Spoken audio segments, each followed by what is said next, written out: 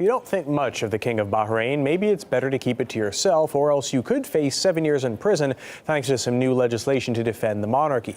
Previously, the punishment was a few days in jail, but now any Twitter post, Facebook comment, or even casual disparaging word could land you a hefty term. For more on this, I'm joined live by Rodney Shakespeare, chair of the Committee Against Torture in Bahrain. Thanks for joining us. So, protests in the country have been unrelenting for almost 3 years now. So wasn't a toughening of the laws there to be expected? The Al Khalifa are pompous, preening twerps, but it's worse than that. They're known to have gross table manners, and some of them have offensive personal habits.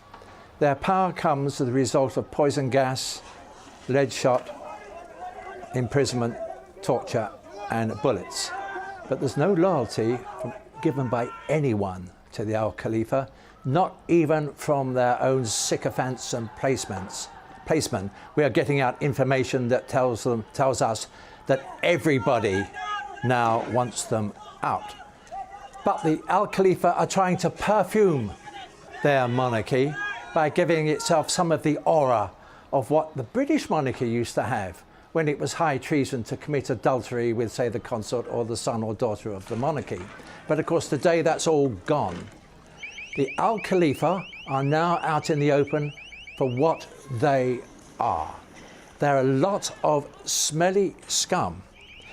In this country, public opinion always gives a high percentage to the British monarchy. It goes up and down.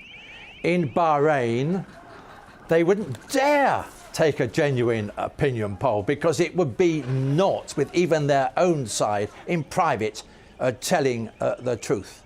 So this is the latest thing by an out-of-date monarchy. They are scum. I should say it's probably a good thing then that you're not in Bahrain saying this, or you could face apparently some stiff jail time. So how do you think the law would impact the situation in the country? How do you think it will impact the activists on the streets? Well, it actually won't make any difference. They're already subject to poison gas, lead shot, torture and imprisonment. Bahrain produces on the streets the highest proportion of the population, given it's only a small place, of almost any country in the world, and that includes Iran, when you get huge democratic demonstrations. So it will not impact. The only thing it will do is to make the Khalifa regime even more ridiculous, even more pompous, even more self-preening, and even more smelly.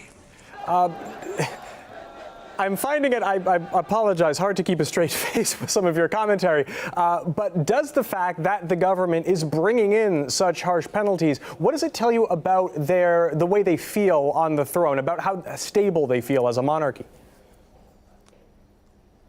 Well, they're endeavouring to create that aura that the British monarchy had and that Louis XIV had prior to the French Revolution. They think that by making these condign penalties, sending a Twitter which the king reads, and then calling that virtual high treason, they think that in some way their power will increase. It won't.